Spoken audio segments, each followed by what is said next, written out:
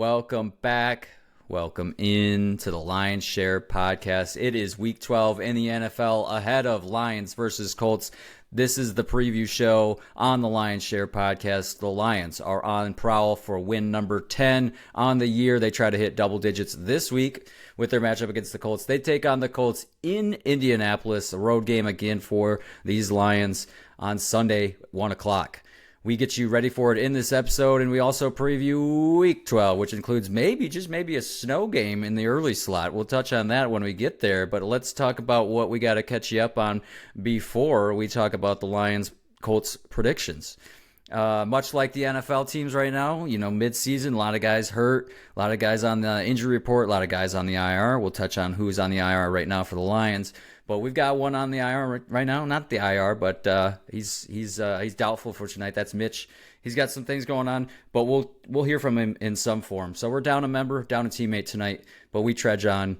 Andrew, wanted to ask you this right off the bat. This was hot off of FS1 this week. Nick Wright telling everybody in America that the Lions can't win with a civilian quarterback that is Jared Goff. So I wanted to ask you, more disrespectful comments, did they come from Nick Wright or Chris Christie a few weeks ago? What was the Chris Christie one? He was just mad that Dallas got embarrassed. He said that's all they can do or something. Yeah, running the score up, things like that. Game was over, still scoring points, still going for it on fourth down. It's acceptable to come from Chris Christie, somebody that's like really not affiliated with the sport. To come from somebody in the media, though, a civilian quarterback is just pathetic. To hear from Nick Wright, he's a basketball guy. Stick to what you know, you turd. Grew his hair out, and now he's got an ego. I don't know what's going on with Nick Wright. More like Nick Wrong, according to Mitch. Mitch, I don't know if you caught his line here. This is for Mitch, folks. He said he's a headline-grabbing clown. That's why he's on FS1. So, do you agree? Do you agree, Andrew? Look, let me slow down. Do you agree, Andrew? Is this bait? Is he baiting us with this comment about the civilian quarterback? No doubt. They're the number one team in the NFL right now. Everybody wants to talk about him. Everybody needs their own spin to talk about him, though. Yeah, target's on their back for sure, though. Everybody's marking their calendars when the Lions come to town, and surely the Colts will be this week. Band Player of the Week, before we get into injuries and other things, Band Player of the Week, as voted by the shareholders, goes to Mr. Jared Goff. So, speaking of civilian quarterbacks, Jared Goff, not a civilian quarterback, and also not an Iowa-level quarterback, according to somebody in our TikTok comments who has been very quiet after some solid performances from Goff. No more Iowa quarterback from that guy. Andrew, did you catch this? We've got a new nickname. We've got Sonic and Knuckles in the backfield on offense, but on the defensive backfield, we've got a new nickname for Branch and Kirby. It is none other than Smash and Grab. What do you think of that? I mean, it makes sense. I'm assuming old BB is Smash and KJ is Grab. He's the Grab, yeah, because he's picking off INTs like it's his job, because it kind of is. But, Brian Branch and Kirby Joseph don't have the credit to who came up with this, but I know it's been floated around in a lot of Lions circles, and I saw this one right after the game. They said, hey, we need a nickname for these guys. And, I mean, how perfect is Smash and Grab? I wish I would have came up with that. I wish this podcast could claim that, but they didn't. I think it's okay. I think it could workshop it. I think this podcast could workshop it a little better and contribute a little bit better of a nickname there. Okay, Smash and Grab, not a fan favorite here. I like it. Don't have Mitch here to give a majority vote on that, but we'll surely circle back to this. Notoriously have terrible nicknames for people, though. What? You mean Emmanuel Nosley wasn't a good one because he's got a nose for the ball? Oh man, yeah, that's one of the ones that are pretty bad. That one was right up there with Sutton's Bay. We were going to try to get Cam Sutton to be Revis Island, a little Sutton's Bay. Nah, that didn't pan out. That was Milky Age. Yeah, and he's long gone. Hard to believe that Cam Sutton was even on this team. I forgot that guy was on this team because the defense is so new and improved. Climbing up on that DVOA. I don't know if you caught those stats from some of the Lions beat writers, but Lions consistently ranking top 5 in DVOA the last couple weeks. That defense continues to climb, and we'll touch on that in just a moment. just to help out the shareholders that may not know DVOA, True. because there's a lot of people out there. Oh, you're quizzing me. I thought you were going to come in with what DVOA was. DVOA, the defense adjusted value over average. So, yes, I did just Google that because I don't remember what that's called. But basically, it's this, folks, shareholders. Your defensive ranking over the year is going to be, you're going to have some outliers. Like the Lions had some outliers against the Seahawks and some other teams where they gave up 400 plus yards, right? So all of those numbers from earlier in the season are going to drag down your overall total. So the DVOA helps you out and gives you a better idea of who's playing well, not necessarily right now, but the last couple weeks. And it shows kind of like it's a trend. Think of it like a trend. It's essentially Defense a 3 is to trending. 4 week rolling average. Yes, there you go, Mr. Numbers guy. Like to hear that. For those golfers out there, it's like a rolling handicap. You know? There you go. There you go. A lot of people speak in that language, so I appreciate that. So, injuries. Iffy came off of IR just a couple days ago, right back to IR with a new injury. So, don't want to be too negative on this, but it doesn't sound like Iffy's going to play at all this year, which is sad. Wait. What's the new injury? This is news to me. I think it's a wrist finger. It's in his hand, and he doesn't sound gritty. No, it doesn't. It's not giving grit. That's for sure. He's screaming anti-grit. No, and it's a shame because I've seen some highlights from him from last year, and it sparked my memory of all those. You know, he famously had the INT to seal the game against Minnesota last year. And that was certainly not the only thing he did. He stepped up in a big way on the latter half of last season, and we are fortunate that the safety room is so strong with the Lions. You don't really miss him, but you do miss him because you just want that depth there for added protection and just for the for the spark that he provided to that team last year in that defensive back end. So it's unfortunate. Doesn't sound like we'll have Iffy back. Maybe in the playoffs, but it doesn't sound like any time in the regular season. That's for sure. Lions also went out and signed not necessarily a replacement for Anzalone, but a kind of a short-term guy and maybe somebody they can get some life out of, and that's David Long Jr., formerly of the Titans and the Dolphins.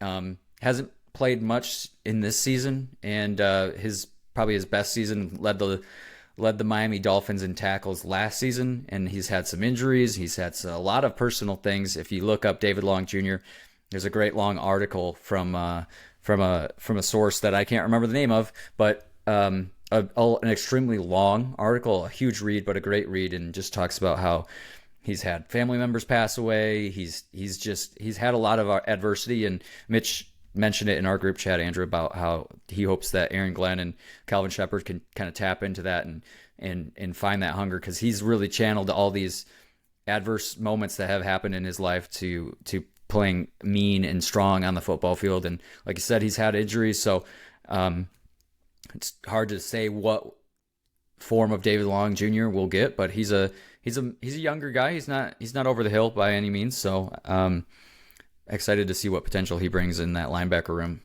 Andrew, anything on this David Long Jr. guy?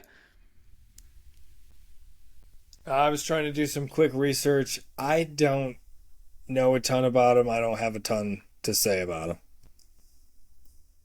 All right. Well, there you go. Summed up very well. And that's kind of the case. He's been real strong. That's talking David Long. I know.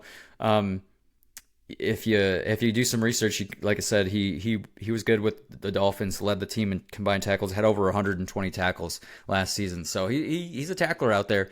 But as of present, hasn't really shown it. So hopefully he can find a new life here in Detroit. Updated stats for you all in our predictions tracker that we've come up with here on the board. Mitch is lead the league in forced turnovers, looking really good. They're third right now with 19, just a few spots back. Fourth down percentage, that was mine. I said higher than 60%, higher than last season. Last year was 53%. This year they're coming in at 67%, so they're improved on that. Andrew, top 5 offense and defense. Third in offense now, first in scoring on offense. 13th in defense, they're climbing, and 5th in points against. So huge jump in points against there on a team that was in the 20s earlier this season. So that's great to see. And they're first in terms of third down conversions. Their third down conversions per game is 3.4. Andrew, think about that. third down conversions per game. So any opponent that's playing the Lions, they're converting on average 3 or 4 third downs a game. Yeah, normally, like on a standard Lions team, you would see that they would be first and third downs, is because nobody would have third downs against them. It's really tough to see. Luckily, the table's done turned, and this just tells you they're getting off the field. They're forcing a lot of punts and giving Leaf an opportunity to do what he does back there. Absolutely. Carolina coming in at last with 6.4 per game. So that gives you an idea of the scale of this. Last game the Lions had last week against the Jaguars, they only gave up 2 third down conversions that entire game. So that helped the average. So that's your update there. Other update is we can start talking about the playoff picture, because the ESPN playoff machine is out. New York Times doing their projections. We're still a ways out, obviously, but if we look ahead, Andrew, Lions need about 2 or 3 wins to clinch the playoffs, according to my calculations. So ran some simulations. Need about 2 or 3 wins to clinch. Are we counting losses for other teams that'll help us clinch? No. So it could be less. It could be, but I mean, they got to get to 11. They got to get to 11 for sure to make anybody feel comfortable. Here's what they got to do if they want to win the 1 seed, according to simulations. They're going to need about 4 or 5 more wins. And so with their record 9-1 right now, 10 games in, they'll look for number 10 this week, but with 7 games remaining, they need to win about 4 or 5 of those to clinch the 1 seed. And now that one, Andrew, that one's with other games. So need a little help there from the Eagles, and I think the losses are coming from the Eagles. They've got quite a tough stretch they're going on here. They got to play the Ravens and some other teams. So I think the losses are coming for Philly and some other teams as well. So I think 4 or 5 wins at this point. We're ways out for that though, but it's fun to look forward to. Long ways out, and a lot of divisional games in the way of that. Absolutely, and it's the stretch. They're going to be without Anzalone. We know that. Captain on that defense, not only a big part of that defense, but a captain too. So signal caller, all that good stuff. So it's going to be a challenge without him for 6 to 8 weeks on the defensive side of things. So here's your Lions versus Colts preview. Like I said, 1 o'clock. We're back on Fox this weekend. So Mitch, don't rest assured. You should rest assured. I can't talk right now. Rest assured. It's 1 o'clock on Fox. No CBS this week. No need to get Paramount Plus, folks. Lions coming in at 7-point favorites. This has changed. It was 8. It is now down to 7. And the over-under, if I move over to my spreadsheet, sits at 49.5 for Detroit and Indy. So coming into this game, the Colts, similar to the Texans, have been in their NFC North era. They've played the Vikings, Packers, and Bears. They lost to the Vikings. They lost to the Packers. They beat the Bears, which is kind of the story with everybody. They also beat the Steelers with Justin Fields. That's probably their best win of the year for sure. And they also beat the Cardinals. So they got a couple decent wins under their belt. And Andrew, we'll talk about this in just a moment when we give our picks. But 10 out of 11 games, the Colts have been within a touchdown in every one of those games. So only one outlier game did they lose by more than a touchdown. So they like to play close games. They're that one team. You just can't let them hang around, or anything can kind of happen at the end of the game. On a side note, if any of the viewers saw it, and I hate to admit this live on the air, I think I might have James Houston myself over here. All right, folks, we're about 20 minutes in. We might have marked that clip just for any potential uses on the socials. Thank you. It takes a big man to be honest like that in front of, the thousands, millions of listeners that we have. So Anthony Richardson comes into this game. Look, the Colts, they're not great at much, right? They're middle of the pack. They've got a few things where they crack the top 10, and they're number 9 in takeaways. So that's a big thing for them on defense. But other than that, pretty pedestrian team. I wouldn't say civilian, but middle of the pack. But they play close games, like you said, Andrew. So, and without Anzalone and without JRM and Barnes, and the linebacker core is getting real thin. So that's going to be an adjustment, especially with a mobile quarterback that is Anthony Richardson. So something to watch for there. Wanted to do a new segment, Andrew. He sees it. He likes what he's seeing. He likes it. Hey, Mikey, fact or fictions? So what do you think, Andrew? Anthony Richardson, over or under 2 touchdowns on the ground. Well, no, sorry. Anthony Richardson, total 2 touchdowns rushing and passing. Over or under 2. Do I say fact or like I'm confused? Yeah, Do I say over under maybe fact or fiction? What is it? Where's Mitch when you need him? He's laughing. That's what he's doing right now. I'm over on the 2. Okay. I'm gonna take the under. I'm gonna say fiction. He doesn't get over 2. Okay. All right. Who leads the fact? Who Sorry, I don't know. I'm just gonna continue. I don't know where I'm at anymore. What is life? Monty or Gibbs? Who's the leading rusher this week? Gibbs. All right, I'm going to take Monty in this one. I think it's going to be more of a physical matchup than we saw against the Jaguars. You know, Gibbs has been leading the pack the last couple weeks. I think Monty might have got him by a couple yards last week in rushing. All purpose, Gibbs had him by a long shot with that pass. So I'll take Monty in this one. Colts over under 250 yards offensively. Over. Yeah, I think I'm going to have to take the over here too by a little bit. I think they keep them under 300, but their streak of under 250 dies after the last 2 weeks. All right. Agreed. Colts number 9 in takeaways. Jared Goff, 0 interceptions or more. Fact or fiction, Jared Goff will throw an interception in this game. Oh, man. When was obviously the Texans? Yeah. Didn't have to go back far. It took me a second there. I think he's going to have one. I'm gonna zag. I'm gonna say no. He's gonna be clean this week in the dome in Lucas Oil. Okay, I'm gonna say water finds its level here. I like where your head's at. You know, he came off of a 5, gave us a 0. Now he's gonna land somewhere in between. I can see it. All right, Zadarius Smith, is he gonna get a sack this week? Fact or fiction, Zadarius Smith finds a sack this week. I think he's gonna find a sack. And let me I'm one up that. I think he's gonna be our saving grace this week. Love it. Key to the game, Zadarius Smith. I'll take that as well. I think he's going to get 1.5. I'm going to give Z 1.5 this week. All right, last one. Kirby Joseph. Is he getting an INT in this game? Does Anthony Richardson play the entire game? I think he's going to get beat up. He might sit out a play like he did a couple weeks ago, but I think he's going to play the extent. I'm going to say he's going to play most of the game. And Anthony Richardson starts the game? Yeah. Then yeah. Okay, Andrew's taking it. I'm gonna give me a Kirby interception as well. I think he gets another one. I think he's got to keep pace. He's got to continue to maintain his leading. Man, He's got to keep. Sorry, go ahead, finish it. The dyslexia is hitting me hard today. I thought you had given up on the sentence. Sometimes you just got to know when to give in. Yeah, I think he continues to lead the league this week. All right. Let's talk picks. Let's talk about our predictions for Lions Colts. I'm going to take the Lions here, 38-17 over the Colts.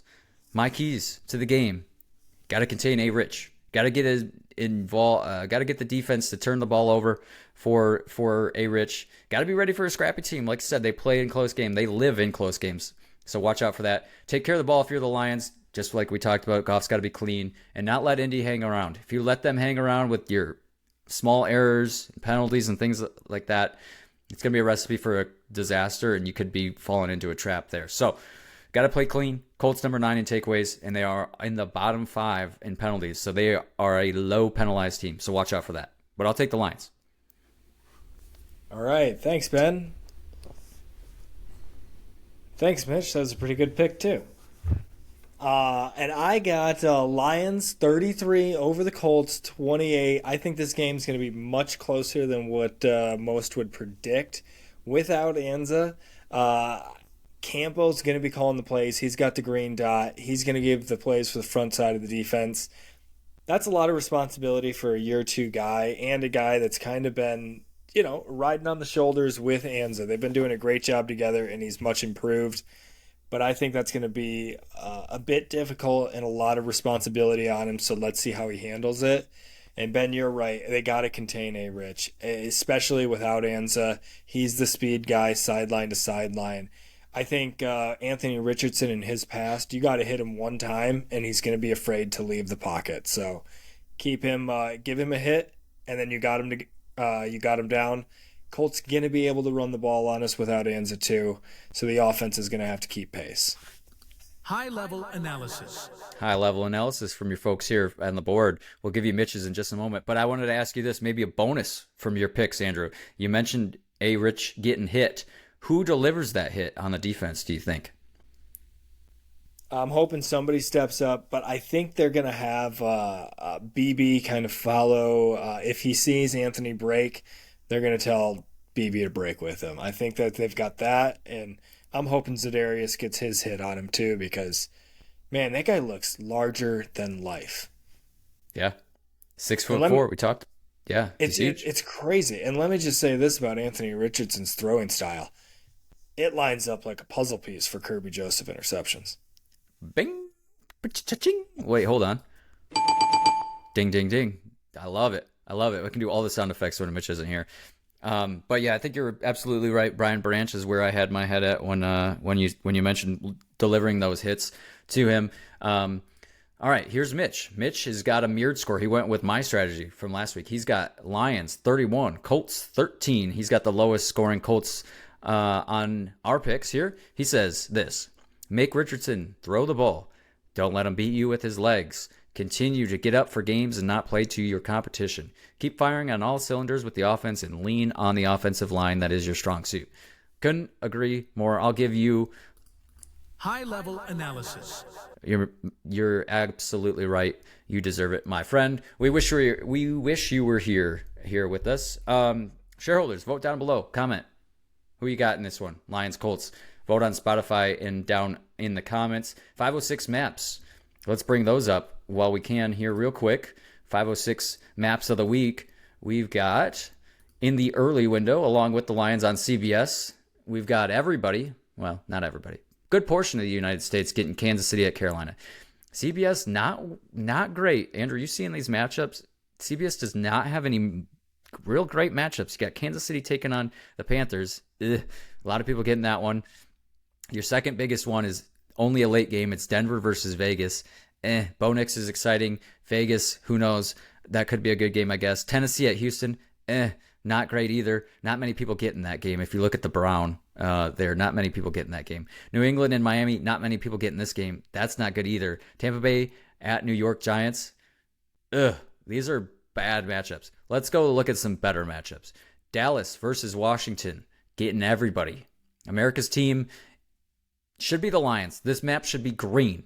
There should be way more green than there is as I hit my microphone. There should be way more green on this map than there is. Dallas at Washington, I get it. It's divisional. It's Jaden Daniels. But anyway, so if you're a Lions fan and you want to watch the Colts and the Lions, if you're in Michigan, you pretty much get it unless you're in the very corner of the Upper Peninsula or the bottom left of Michigan.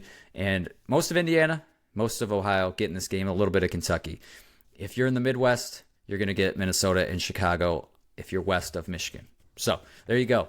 That's your 506 maps of the week. Yes, what's up? Can you digress, please? Was that too much? I feel like it's needed. After the little America's team thing, I think we just needed a little digress. You should have just stopped it there, huh? In the late window, San Francisco and Green Bay. Everybody's getting that one. Pretty much. Okay. Let's stop sharing that and close out of that and move to, what do we got? We've got the Colts who are going to be wearing their Indiana Knights, I think is what they're called, or the Indianapolis Knights. They're going to be in their all blues with the white helmets or the black helmets. So watch for that. Lions coming out with their white tops and TBD on what they're going to wear on the bottoms, if they wear the silver pants or the whites. All right, let's go to Week 12 picks. Andrew, what do you say? Let's get it on. First off, in the Amazon Prime window, we've got the Steelers on the road taking on the AFC North team, that is the Cleveland Browns. Mentioned at the top of the show, there could be snow in this game. It's going to be rainy in this one, very windy in this one as well. And if it gets cold enough, which it's only going to get down to about 37, so this being a night game, potential for some snow in this one, a little mix, wintry mix perhaps in this one. Pittsburgh coming in at 3.5-point favorites. I'll take the Steelers. Continue their hot streak. I'm gonna root for the snow game. You know how I like me a little snow game, and I'm also gonna go with you. It's got to be the steel curtain on this one. The Browns are a joke of a franchise. Who could be that bad of a franchise? Am I right, Ben? Not the Lions, certainly not. I Couldn't don't know. I don't remember what that's like. couldn't be them. And Mitch is also going to join us. I think we're going to have a lot of similar picks as we go on through the week. It was a I don't want to say easy week. There was a couple good matchups, but as the maps show, not a lot of great ones. Next game, Vikings in Chicago taking on the Bears. NFC North matchup. We love to see one of them lose. I'm going to take the Vikings. Are you afraid to take a tie in this one? Should we pivot and take a tie here? Frightened. So both. Frightened of a tie. Yeah, I don't see it in this one. Mitch taking the Vikings. I will also take the Vikings. That makes two in a row that we all take the same team. And then we got the Lions. We're all on the Lions, of course. And then we're all on the Dolphins. And then, no, I'm kidding. We're not going to go like that. But Miami taking on New England in a battle in the AFC East. Not really a battle. Miami, big favorites in this one with how poorly the Patriots have been. I will continue to take the Dolphins again for 2 weeks in a row. I'm going to join you mainly because Tyreek Hill is just an athlete and he's going to make some plays out there. I will say, the Pats, though, been feisty the last couple weeks. Would not be surprised to see them actually pull this game out. So I'll take the Fins. Wouldn't be surprised in an upset there, though. Next matchup, we got the Buccaneers coming out of a bye week, taking on the G-Men. And am I reading that? They sat down old DJ?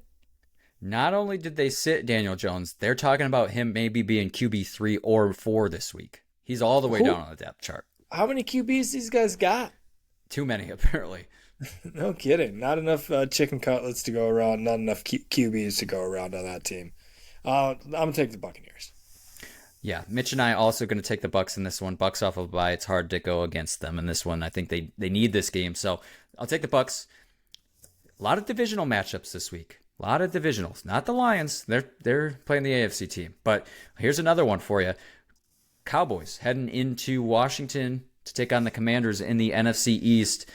This is our first one of the week, folks, that we're different on. So I'll take the Commanders off of a loss to the who'd they lose to? They lose to who'd they lose? Am I crazy? Did the Commanders lose last week?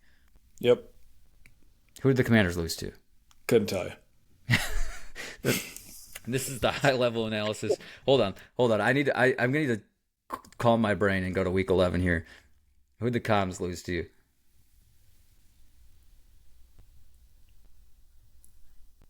My God, just give me the last they lost week. to the Eagles. They lost to the Eagles. Jesus. That's right. Oh, That's I right. It just was got Thursday that. night. That was almost 2 weeks ago at this point, literally.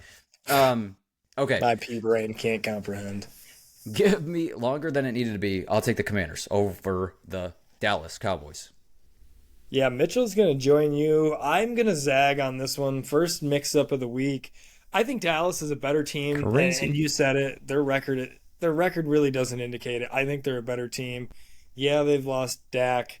They do have Micah Parsons back. They got him back last week. I think he's kind of coming into full form now. And he thinks they're a better team than what their record indicates as well. So I'm going to side with Micah Parsons. And I also think this game's coming in a week too early. I like that as my Thanksgiving matchup, but whatevs. This is the throttling of the week. It looks to be Chiefs on the road taking on the Carolina Panthers. Chiefs coming off of their first loss of the season. Carolina still got nothing going for them. I'm going to take the Chiefs. I would disagree that Carolina has nothing going for them. I think they don't have a lot going for them, but I do think they lose this game. Mitch and I both going to take the Chiefs here. But I think this one has potential to be maybe a little closer than some people think. Titans going on to a battle against the Texans, the battle of the T's, battle of the AFC South here. Texans for me and Mitch, and maybe you too. E2 Brute, will also take the Texans, my favorite T team. And next matchup, Broncos gonna saddle up, head into Las Vegas, take on the Raiders. As much as I want to take the Raiders in every matchup possible, I got to stop doing that. It's just hurting myself in the long run. Give me the Broncos. Yeah, Mitch and I also taking the Broncos. All three of us on the Broncos country here. It's a divisional matchup, so it could always be weird. These could always be funky. I think the Raiders could make this a close one, but I'll take the Broncos. Now, to a big matchup for the Lions as a whole. NFC versus NFC here. Not a divisional game, but a huge one in the NFC playoff picture.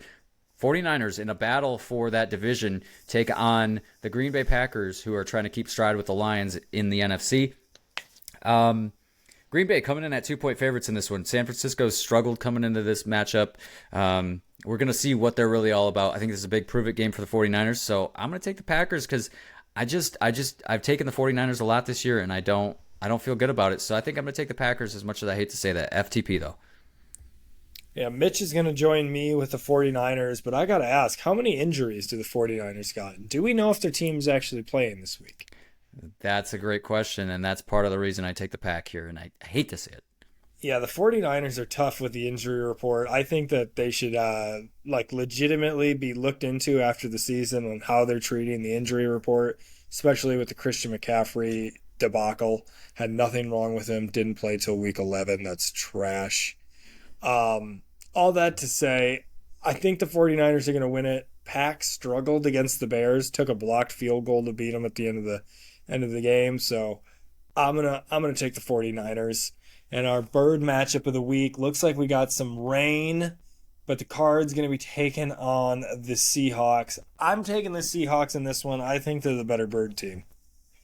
I'll take the Cardinals. This one's 50-50 for me in Vegas, too. It's only a 1-point favorite here. This is your closest spread of the week. This was a tough one. I don't love that it's in Seattle. That makes me want to take the Hawks, but I'll take the Cardinals with Mitch. Mitch and I both taking the Cardinals in this one. Moving us along to Sunday Night Football, it's going to be the Eagles taking on the LA Rams. My heart really wants to take the Rams in this one, but I think the Eagles get one more on their winning streak before they lose next week. And Mitch will also take the Birds. Yeah, I'm going to join you guys. I don't feel good about them traveling across country for this one. I'm going to take them, though. That's all I have to say. Yeah, nothing more to say. It's kind of sad. Can I also, one more statement before you move on to our last game, though? What is with two primetime games in LA? Back-to-back days, too. I was just going to mention that. These are both in LA. They're going to have to flip that field real quick. 24 hours apart. Less than 24 hours apart. Silly in my eyes. Is this your game or mine? It's yours, sir. Okay, apologies. Your Monday night matchup. It's Ben. Can you? I think you're going to be best off letting us know what type of game this is. Folks, drum roll, please. Actually, we have a drum roll sound effect. It's the Har-bowl, folks. It's the Har-bowl Bowl. Wow. Hold on, Tommy. Let's take two. It's the Har-bowl Bowl. It's Jim versus John in this matchup. It's the Ravens taking on the Chargers. Chargers off of a big win in primetime last week against the Bengals. Ravens off of a loss means I'm going to take the Ravens. Mitch going to take the Ravens as well. Talked to you about it earlier before the show started, Andrew. I just don't think the Ravens can afford to lose many games, and the Chargers are running a little too high, I think, right now. Think they're a solid team. Think this is going to be an absolute great Monday night matchup, one you'll definitely want to tune into, folks, shareholders. But I will take the Ravens here, a little bit more experienced. Yeah, this one's tough for me. I think it's going to be a very fun Monday night matchup. I think John's the older brother here, but I think Jim's going to give him a little bit of the younger brother magic and steal a win from him. I don't think this Ravens team is the Ravens teams of old, or the last few years, that we're used to. I think they're much worse for wear. And these Chargers teams have found a way to win those tight games late. So I'm going to stick with them. All right. That's your picks for week 12 in the NFL. Surely will be a good one, those last two games. Looking forward to Eagles, Rams for the NFC, and just the NFL as a whole. Ravens, Chargers is going to be a great matchup. So that's your picks for week 12.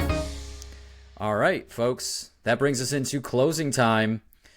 And that means it's time to remind you folks, shareholders, always to like us, follow us, and rate us 5 stars on Apple and Spotify.